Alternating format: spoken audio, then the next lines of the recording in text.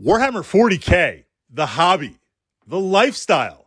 One of the things that has been consistent, that has amazed me during the time that I've been involved in 40K, was the different ways to approach the universe, the game, the hobby. Now, for me, I like the tactics. I like trying to do that tabletop glory.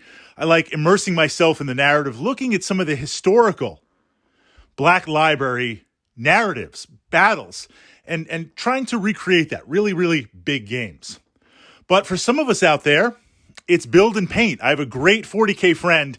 He has a complete Space Marine chapter 1-1. And now he's working on Pre-Heresy, a Pre-Heresy chapter, and it's going to be 1-1. Fantastic. He plays actual 40K once or twice a year. Usually in my big games, because I'm like, look, your stuff is amazing. It needs to get on the table. Bring it to the gaming club and let's fight out some huge battles with a bunch of other players. So I'm constantly amazed at the different aspects to immerse yourself in that 40K community. Look at some of the heroic figures and costumes and artwork. But this was one that really, really surprised me. I had a friend that showed me this aspect of 40K that I wasn't even aware. It's a whole separate culture, or I should say part of the 40K experience. We used to be, years ago, into RC cars. And I was a big fan of the lunchbox. I had that thing converted.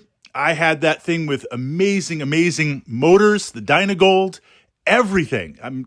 At one point, there was more in my Tamiya RC cars than my actual car, my beater car at that time. And we had a lot of fun. I had a racetrack in the backyard and everything. This part of 40K, so my friend was like, hey, remember when we used to do that RC thing? Now, anytime a good friend says, hey, remember we used to do that thing together? This is a dangerous place to be. A very, very dangerous place to be. If you're a hobbyist, if you're a wargamer, if you're into miniatures, if you're a completionist with poor impulse control, because right away you're like, this could be something interesting. You know, I was looking for an excuse for some more miniatures or some more stuff. So when my buddy's like, hey, remember that RC thing we used to do? I'm like, yes. Shields up, yes. He goes, you know, there's a whole aspect of 40K, RC 40K, where you buy the Games Workshop kits, right? You buy the Land Raider, you buy the vehicles, and you make them fly, turn them into drones. You make them RC cars, RC tanks, and basically you drive around and they have LED lights, and everything is converted stock from the actual Games Workshop models.